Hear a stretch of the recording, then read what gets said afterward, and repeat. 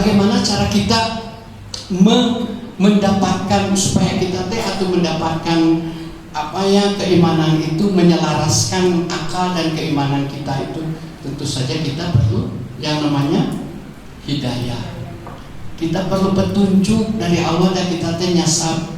Dalam sebuah diskusi juga Allah berfirman, wahai hambaku, sesungguhnya kalian semua itu dalam keadaan tersesat, kecuali orang-orang yang aku beri petunjuk. Maka bila engkau meminta petunjuk kepadaku, aku akan berikan petunjuk itu kepadamu. Jadi artinya kita harus selalu meminta pertolongan Allah. Dengan akal kita yang luar biasa ini, kita tidak bisa semena-mena. Jangan menganggap diri kita pintar, jangan menganggap diri kita sudah soleh gitu ya. Terus kita melupakan bahwa semua ini awal muasalnya dan akan kembali kepada Allah. Jadi kita dalam keseharian kita itu harus selalu meminta hidayah. Ada hidayah mah diberikan sama Allah. Oh gitu. Setiap hari hidayah itu diberikan kepada kita. Tapi sudahkah setiap orang menangkap hidayah itu? Dalam sudah semua orang menangkap hidayah itu, majelis taklim seperti ini nggak akan laku, nggak akan lagi ada orang-orang yang mau masuk ke masjid. Semuanya sudah menangkap hidayah, semuanya sudah merasa benar, semuanya sudah merasa terbimbing di jalan yang lurus, gitu ya.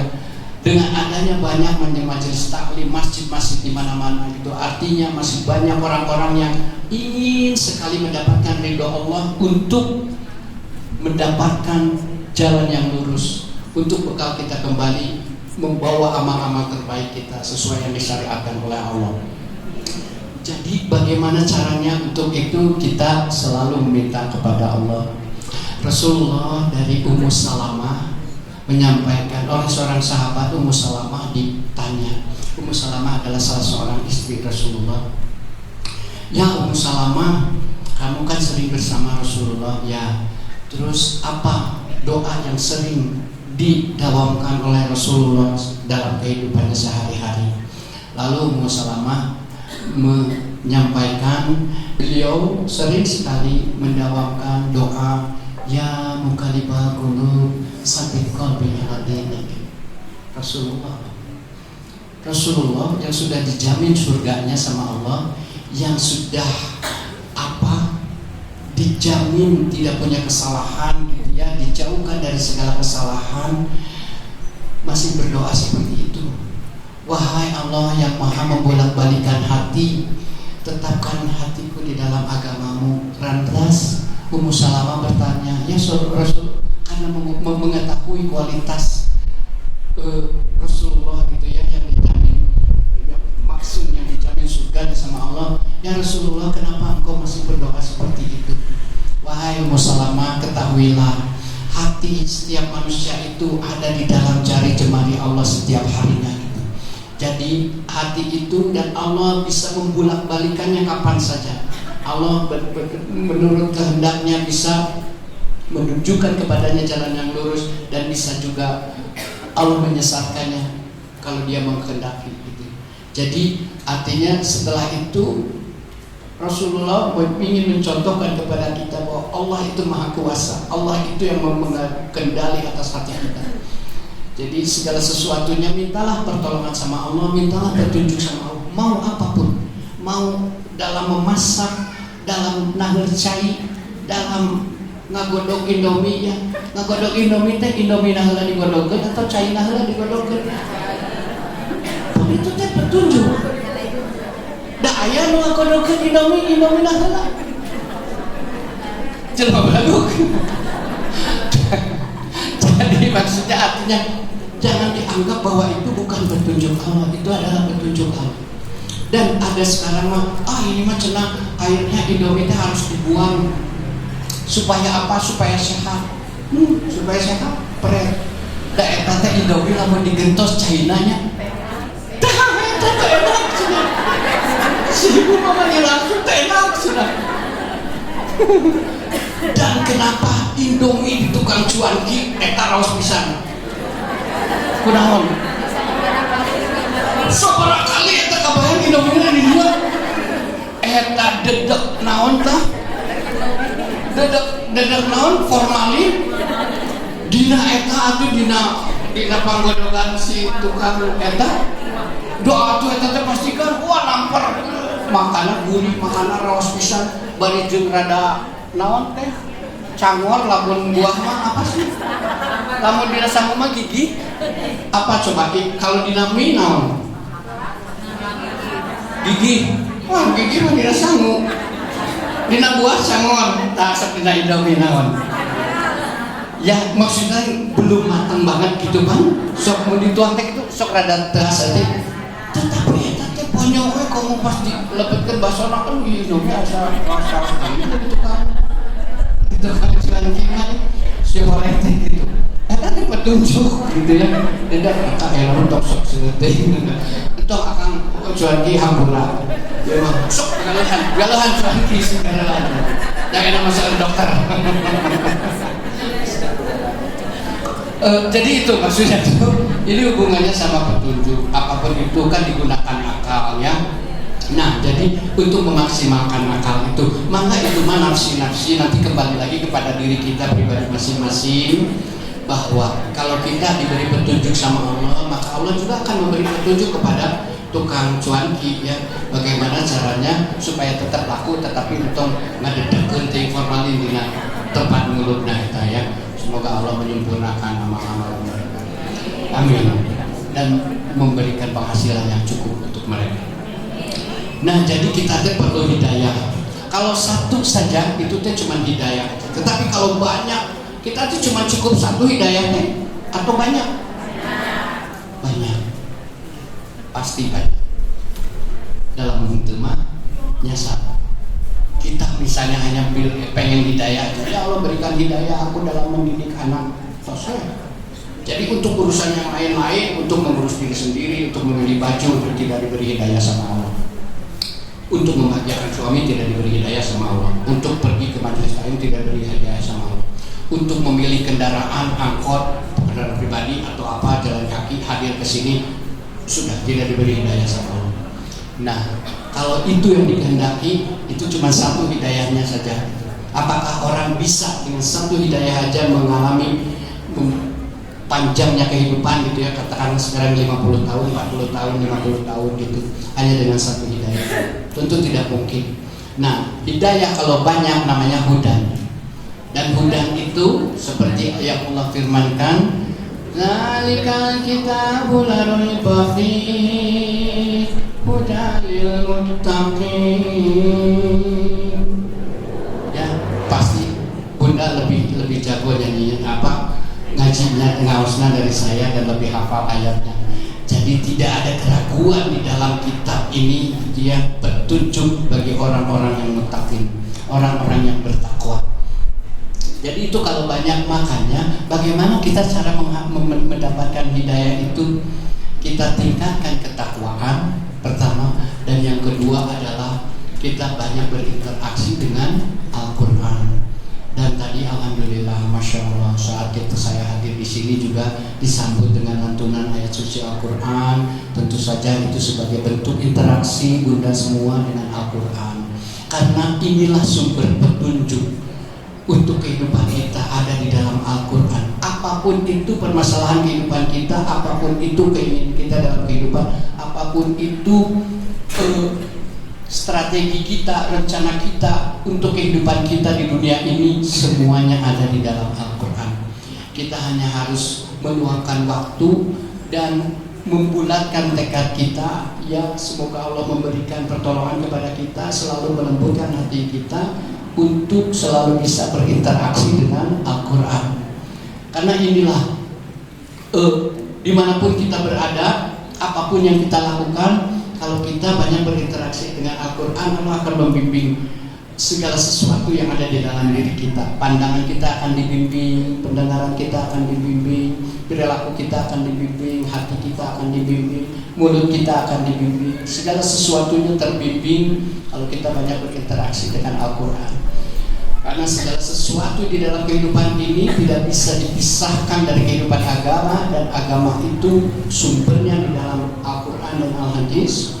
Jadi kalau kita lebih banyak berinteraksi dengan Al-Quran, insya Allah kita menjadi pribadi yang beragama, yang kehidupannya diberi kesejahteraan, kenyamanan, kesuksesan sama Allah. Karena itu janji Allah kepada kita semua orang-orang yang beriman. Seperti itu ya Bunda. Jadi dari kecil negara kita ini sudah terbiasa dengan kehidupan yang sekuler. Sekuler itu memisahkan kehidupan agama dan kehidupan keseharian kita. Saya merasakan betul hal itu. Jadi kalau dulu-dulu kemarin-kemarin lagi kecil gitu ya, ayah pengawasan, ayah agama, ya, bahkan sampai kehidupan dewasa gitu ya. Kalau kita bicara agama tunggu satulah. Mana iya mana kontrak atau pegawaian sistem mau agama ya tanda tangan ya kawasan kosong yang dimaksudkan dengan 50.000 tetapi pencairannya jadi 500.000.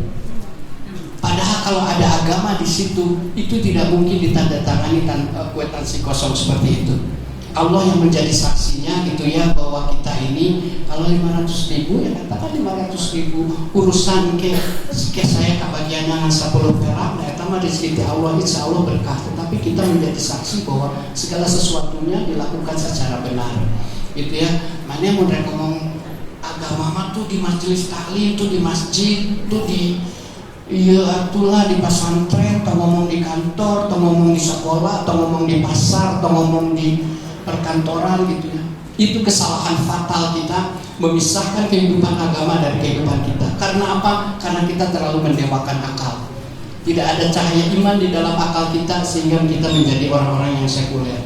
Nah, ayeuna mah kapayun, mugi-mugi Bunda, terutama saya pribadi, semoga kita menjadi orang-orang yang terbimbing oleh Allah gitu ya. Akal kita yang luar biasa berharga ini diberi cahaya iman oleh Allah sehingga kita bisa memaksimalkan akal kita ini menjadi alladzina yazkuruna Allah qiyaman wa qu'udan wa 'ala junubihim wa yatafakkarun. Orang-orang yang selalu mengingat Allah dengan akalnya itu yang dibimbing oleh iman, selalu mengingat Allah baik dalam keadaan duduk, berdiri maupun berbaring. Kita selalu ingat Allah. Dengan kita selalu ingat Allah, pasti kita juga selalu mendapatkan hudan dari Allah dalam melakukan segala sesuatu yang kita lakukan. Apapun itu, apapun yang kita lakukan selalu mendapatkan petunjuk dan bimbingan dari Allah. Sehingga insya Allah kita mendapatkan keselamatan untuk dunia dan akhirat. Amin ya Allah ya Rabbal Alamin.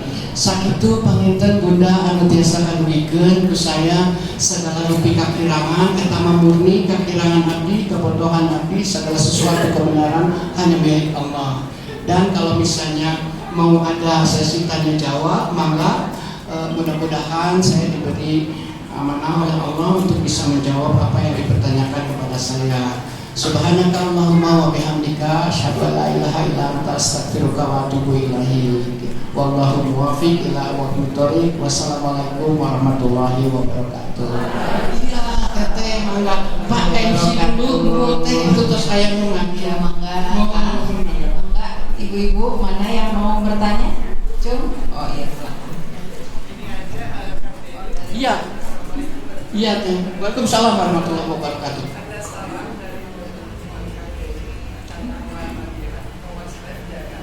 Oh, Kang Anwar Fadila. Waalaikumsalam warahmatullahi wabarakatuh. Pantesan tadi teh agak familiar gitu ya di ini ya senyumnya. Ini teh di mana? Dan semua familiar karena saya banyak panggungnya gitu ya. Insya Allah salam lagi teh. Nun. Ya. Oh iya, bangga. Insya Allah nanti saya kasih nomornya. Ya nun teh. Enggak ada yang mau bertanya ke Kang? Mau yang mau keras soalnya. Waalaikumsalam warahmatullahi wabarakatuh.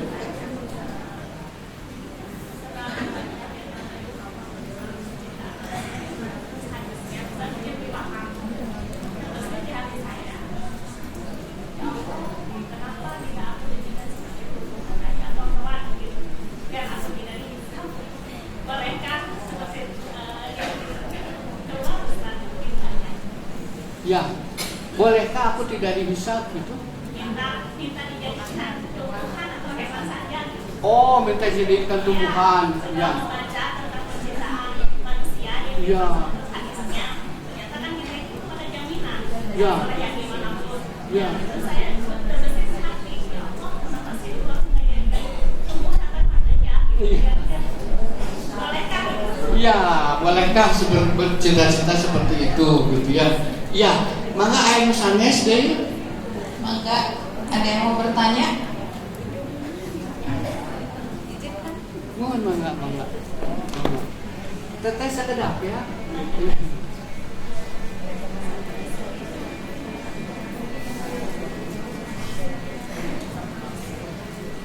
Bismillahirrahmanirrahim. Assalamualaikum warahmatullahi wabarakatuh. Waalaikumsalam warahmatullahi wabarakatuh. Izin bertanya Kang Yani. Mangga. Yang pertama, apa bedanya akal dan otak?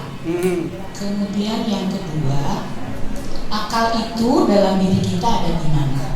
Itu saja mungkin pertanyaannya. Ya. Terima kasih. Ya. Dijawab oleh Kak Sewa. Ya, waya kamu.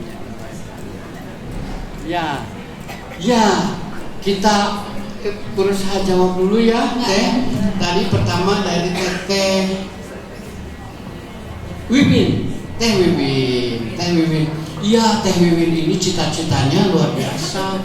Ya, pengen jadi tumbuhan, cenanya. Pengen jadi batu atau pengen jadi apa ya, pokoknya mah saya nggak mau dihisap ya Allah, kenapa tidak dia terlintas begitu aja gitu ya. Dan itu sebagai tanda-tanda kesolehan seseorang gitu ya. Semoga itu menjadi tanda-tanda kesolehan seseorang, karena saya juga suka berpikir, astagfirullahaladzim, ya Allah, ya kaya naon berbuat dosa itu seolah menjadi refleks gitu, yang kadang-kadang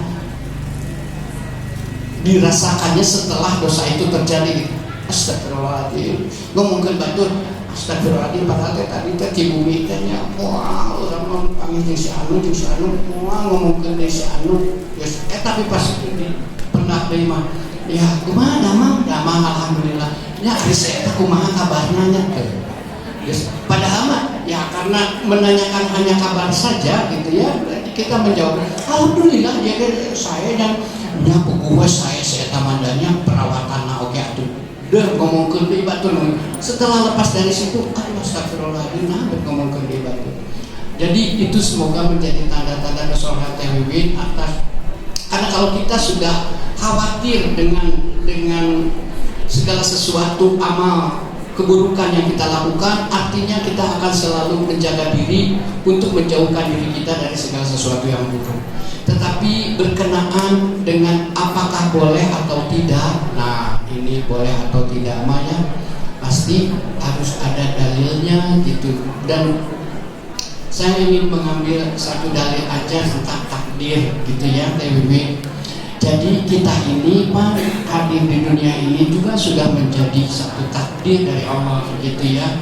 Dan Allah itu sesuai firman-Nya itu alladzi qadara wa hada gitu ya, bahwa kita ini diberi kodok, diberi ukuran dan kadarnya untuk menjadi seorang manusia.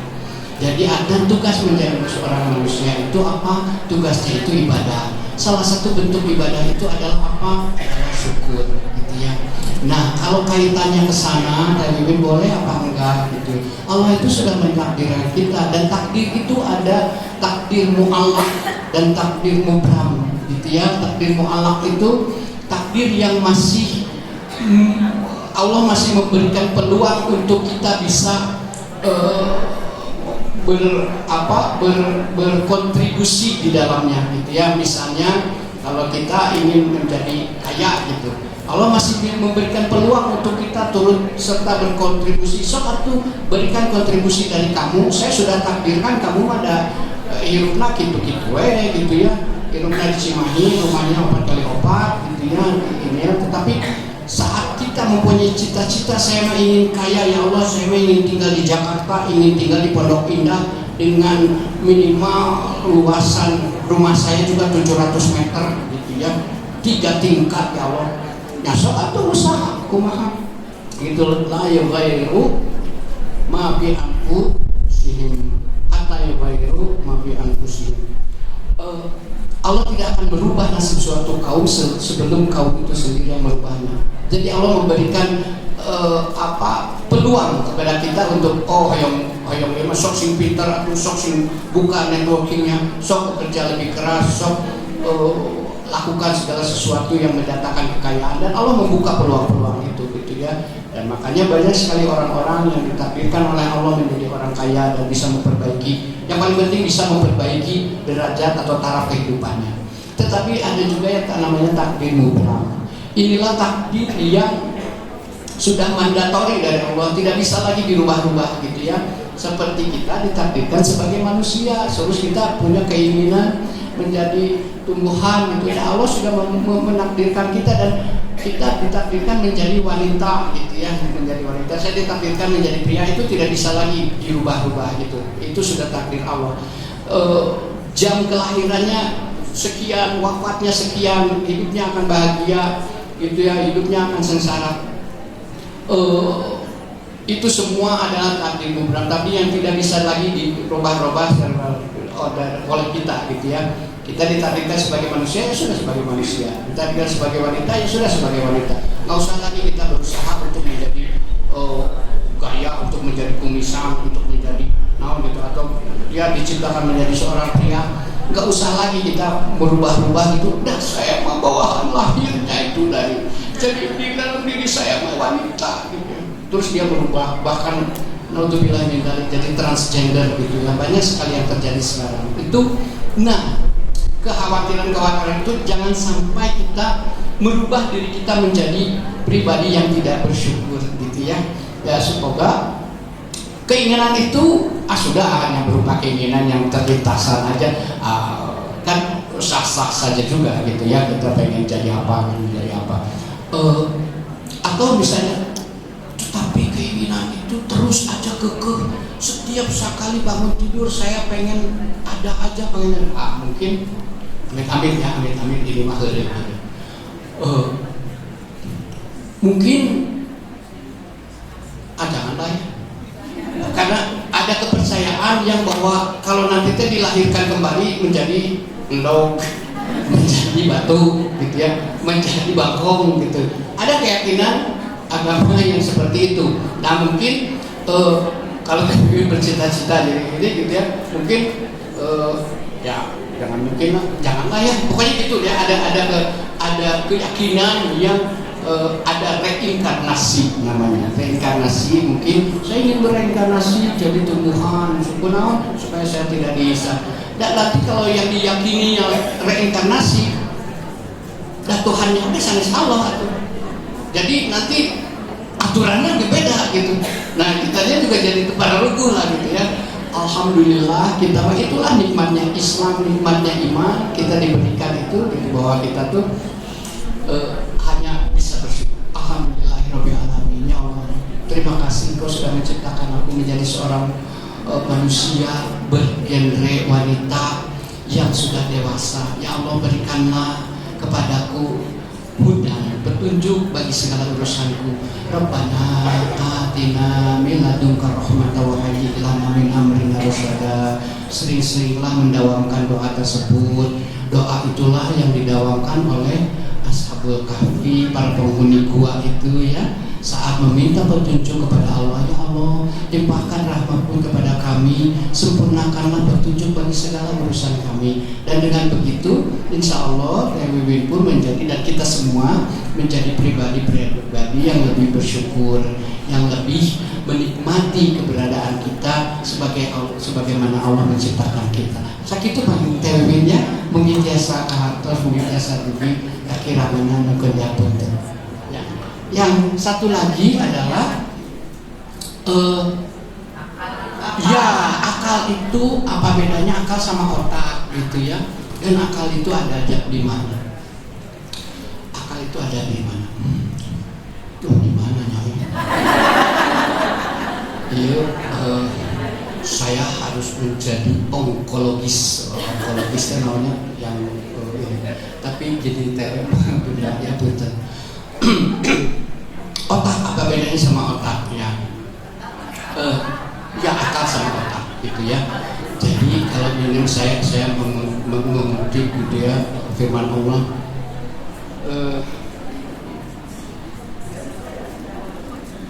Qul huwallazi ansha'akum wa ja'ala lakumus sam'a wal absara wal af'idata qalilan ma tashkurun. Sungguh Aku yang menciptakan pendengaran dan penglihatan dan hati nurani. Hati nurani diterjemahkannya afidah itu, tetapi para ulama menerjemahkan bahwa afidah itu adalah otak, bunda, pikiran, dan otak itu tentu saja adanya di ini secara medis. Otak itu berada di kepala. Otak apa bedanya sama akal? Nah, kalau ada otak saja, apakah yang tadi yang terjadi secara taklif itu, apakah orang gila punya otak? Apakah anak kecil yang belum balik punya otak? Apakah orang yang tertidur punya otak? Apakah orang yang gila punya akal? Apakah orang anak kecil yang masih belum balik punya akal?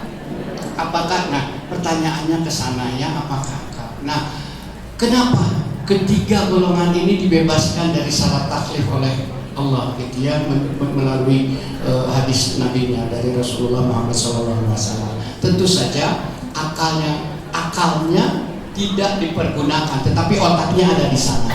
Jadi otak itu berupa fisiknya, berupa wujudnya. Secara medis ada otak yang terletak di bagian atas kepala gitu ya, terbagi dua menjadi otak kiri dan otak kanan.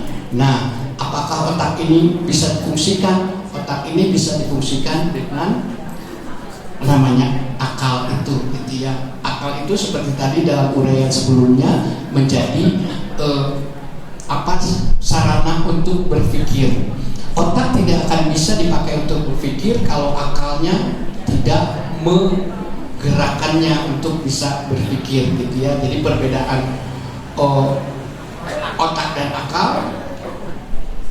Otak itu tempat akal bekerja gitulah ya. Karena kalau nggak ada otaknya, akalnya juga tak akan ada. Gitu ya. Coba otaknya dicabut, ya orang juga nggak punya akal gitu ya. Nah, karena tempat bekerjanya dicabut. Sekarang mah ayah badai didamel di mana tuh itu? Ayah mah damel di SKPD di Cimahi. Di SKPD itu naon? Satuan Kerja. Pokoknya mah ASN gitu ya. Bagian DLHK itu naon? Eta tempat kerja ayah di dinya di jalan naon? Aupik? DLHK zaman naon? Pokoknya itu kantor ayah lingkungan hidup gitu ya. Tak ayeuna lingkungan hidup eta ditaayakeun ke wali kota Cimahi teh. Geus lah ieu mah gudang korupsi. Dia eueuhkeun we DLHK teh. Makana ayeuna sampahna teu pada numpuk di mana-mana. Da DLHK na teh aya. Damun DLHK na aya mah sampah mau numpuk di mana-mana. Artinya apa? Aya nu nguruskeun sampah. Daya nama jika sampah teh nu nguruskeun berarti DLHK na tutup. Nah, jadi si ayah teh teu ka kantor da DLHK-na tutup. Kantor tempat dia bekerja tutup teu aya. Jadi dia tidak bisa menyelesaikan permasalahan sampah. Gitu ya. Di Bandung ya pada Cimahi mah teu aya masalah sampahnya. Teu aya. Di Bandung mah masalah bunda sampah. Di mana? Padahal kantor DLHK teh agung di mana? Aya di Serang, aya di mana gitu ya. Di ini PD kebersihan juga agung, bayaran kene sampahnya. Tapi anggur sampahnya numpuk, buka pulang di daerah atau itu teh. Ya. Jadi saat tempat bekerjanya itu ditutup, artinya si ayahnya tidak bisa bekerja. Nah, ini otak itu tempat bekerjanya akal. Ayeuna otaknya teu aya, otaknya dicabut karena kanker otak gitu ya. Nah, akalnya juga tidak akan berfungsi baik karena tempat bekerjanya tidak ada gitu. Gitu panginten ya, budaya dan akal. Dan kelanjutan pertanyaannya adalah akal itu ada di mana gitu ya. Akal itu tentu saja kalau tadi mengacu kepada para pendapat agama, afidah itu ada. Akal itu perpaduan antara hati, otak dan perbuatan gitu ya. Itulah akal. tidak bisa dipisah-pisahkan. Karena kalau nggak ada hati, akal juga tidak bisa berfungsi. Penilaian segala sesuatu kebenaran tadi, yang hak itu hanya kebenaran dari Allah, itu campur tangan hati amat sangat besar di situ. Dan kalau misalnya pun tidak ada otak, tidak ada pikiran, akal juga tidak bisa bekerja optimal. Tidak ada perbuatan, akal juga tidak bisa bekerja optimal gitu. Jadi artinya itu semua menjadi simultan. Ada 3 variabel untuk akal itu bisa bekerja. Ada hati, otak, dan perbuatan di situ gitu ya. Itu para ulama seperti itu gitu. Dan secara internal dari dalam, dan secara eksternalnya tentu saja akal itu bisa bekerja dengan optimal kalau ada cahaya iman dari eksternalnya gitu, seperti yang tadi diuraikan gitu ya. Supaya kenapa? Apakah memang akal tidak bisa bekerja kalau nggak ada iman? Tentu saja bisa. Tetapi akal yang seperti apa? Yang hanya mengarah kepada mengganggu hawa nafsu, mengarah kepada kesesatan, mengarah kepada kerusakan karena tidak adanya cahaya iman tersebut gitu. Nah, seperti itu Bunda, bisa dimengerti ya. Mudah-mudahan kalau bisa mengerti. Tapi kalau misalnya ada kekurangan, boleh mengkonfirmasi kepada ustadz yang lebih paham gitu ya. Dari sumber-sumber yang saya dapatkan kira-kira seperti itu Bunda yang bisa disampaikan ya. Nah gitu Bunda, iya mani hebat ini cara dia ya. Dan saya mah pamisi lagi di masjid gitu ya. Namanya iya erekesekeng. Namanya misalnya kalau ukurannya baca ulhu falak binas gitu tos erekesekeng camping karaos gitu ya, camping karaos iya asa para lagu gitu. Jadi saya terbiasa duduk lami-lami di masjid bukan karena ini, tapi karena wah ya para regu cangkeng mulai para regu gitu ya. Ayo nang menjar gitu.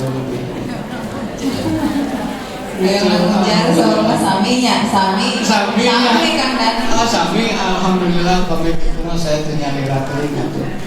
Bunda sehat, Bunda yang di sini yang duduk berempat, masya Allah, masih semangat Bunda teh ya. Usianya berapa sekarang? 60 ada? 72 masya Allah, sama usia Pak Prabowo. Aduh, kemarin nggak apa-apa. Maksudnya kenapa saya bilang Pak Prabowo ya? Kang panjangnya. Saya tuh bisa anta tuh jadi jurkam ya, hebat. Yuswana sami sareng Pak Prabowo. Yuswana nembe kamari sadinten ka Lampung ulang tahun anu ka milad anu ka 72 Pak Prabowo teh yang mencalonkan jadi presiden ya. Ini percobaan yang ketiga kali Pak Prabowo. Singkarunya kasepur.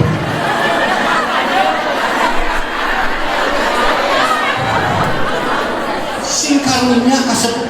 Tinggal 72 tahun Yuswana. Iya percobaan anu katilu cek jejehkeun urang sami-sami doakeun keun we ari urusan coblos-mencoblos eta mah urusan ge, tapi doakeun. Mendoakan kebaikan untuk orang, Allah akan memberikan pahalanya untuk kita. Amin insyaallah. Sok doakeun we ayeuna. Bade nyoblos bade teu mah mangga eta mah nafsi-nafsi. Doakeun Pak Prabowo sing janten presiden. Tidak. Saya maya, ini mah intermezzo. Jadi saya resep kalau ngobrol gini apa? Ini saya tuh dulu kuliahnya di Fakultas Ilmu Sosial dan Politik Universitas Pajajaran, FISIP ya, hubungan internasional jurusannya. Jadi jurusan Ilmu Sosial dan Ilmu Politik. Jadi saya teh sok resep upami aya ngobrol-ngobrol politik, tapi politiknya teh anu teu baperan gitulah. Tong baperan gitu ya. Ada nama dalam minat politik apa pencoblosan itu pemilu itu kan lumber langsung umum bebas rahasia. Ayo nama ngobrol kilo saya membela Prabowo kira-kira ngadoakeun Prabowo sing janten presiden amin ya Allah ya rabbal alamin. Tidak sebetulnya tidak. Dan saya nanti ya saya gini, nanti Bunda lihat di kanal YouTube saya ya, ketik saja tahun politik dan Ijai ya, tahun politik sini tahun politik dan ijab itu teh sebuah lagunya seperti kieu ya. Aku pilih Prabowo, kamu pilih Ganjar, boleh juga pilih Anies. Ya gitu, lagunya memang gitu. Jadi saya tuh membuat lagu untuk apa? Untuk pendewasaan politik kita. Kan dak saha oge nu dipilih nya, saha oge nu jalur presiden, da urang mah kieu we. Urang mau mungkin teu sugan kitu nu jadi presiden Anies, dan urang teh bakal beas gratis sepanjang hidup kita. Wow. Dan jantan Prabowo gitu nya, Prabowo jantan terus Mang Kang Dani teh jadi komisaris BJP. Amin.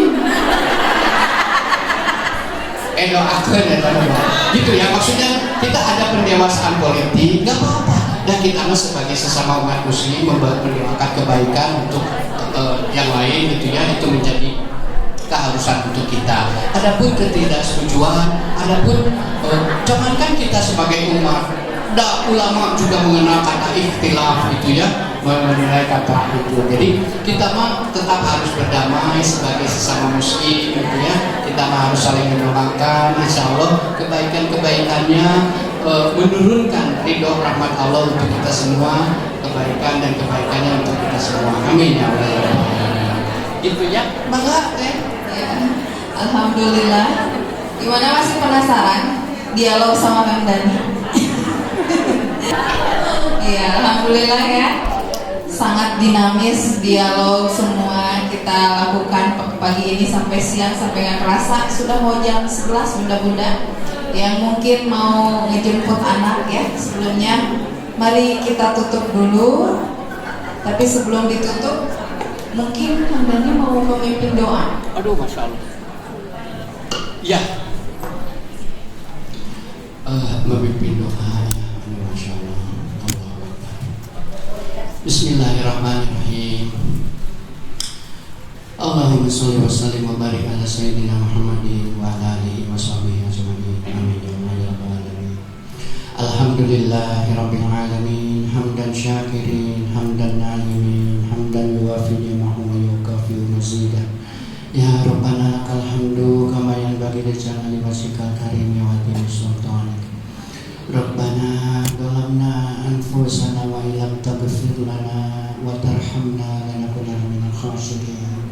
Ya Allah ya Rabbi ya Rahman ya Rahim, ampunilah segala dosa-dosa kami ya Allah. Ampunilah segala dosa yang terjadi di dalam majelis ini, yang terjadi di luar majelis ini ya Allah.